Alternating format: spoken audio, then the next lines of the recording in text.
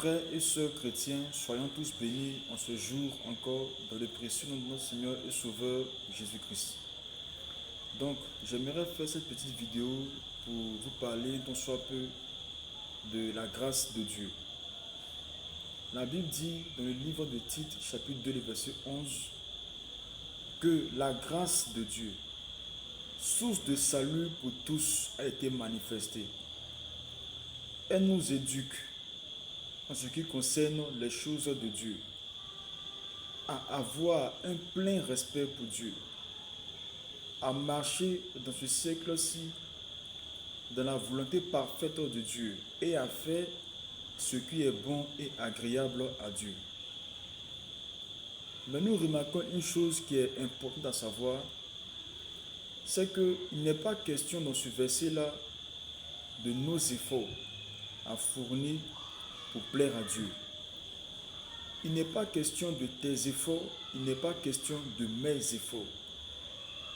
Il est question seulement de la grâce qui nous conduit, qui nous pousse à marcher comme Dieu le veut, dans une vie sainte, dans une vie pure, et dans une vie qui est agréable au Seigneur. Parce que la Bible déclare dans le livre de Éphésiens 2, verset 10, que Dieu a prévu, c'est-à-dire que Dieu a prédestiné de bonnes œuvres pour nous, qu'il a prévues d'avance pour que nous les pratiquions. Et laisse-moi te dire, frère, que ce n'est pas toi-même par tes efforts, c'est-à-dire que ce n'est pas la manière dont tu vas faire pour que tu puisses pratiquer ces bonnes œuvres-là, non.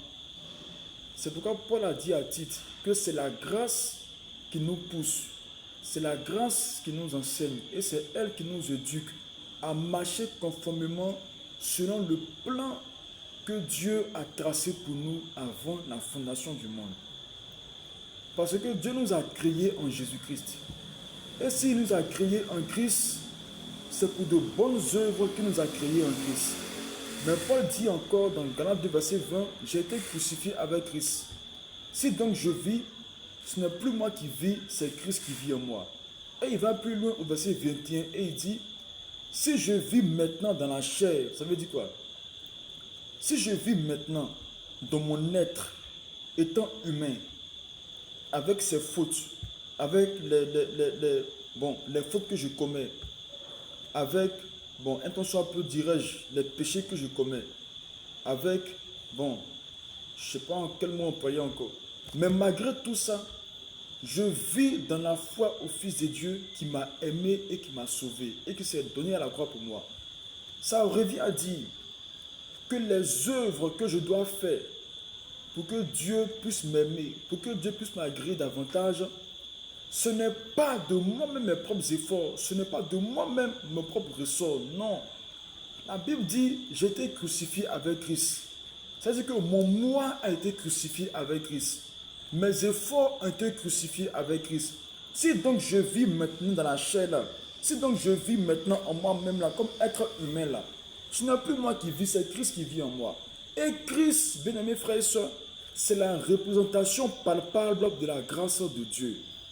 C'est ce que Jean dit dans Jean 1, verset 16. Il dit, nous avons reçu de sa plénitude et grâce pour grâce. Et Christ, qui est la représentation palpable de la grâce de Dieu, c'est lui qui opère en moi. C'est lui qui travaille en moi pour me conduire à pratiquer ces bonnes œuvres-là que Dieu a prédestinées pour moi d'avance pour que je les pratique. Voici la grâce de Dieu, frère.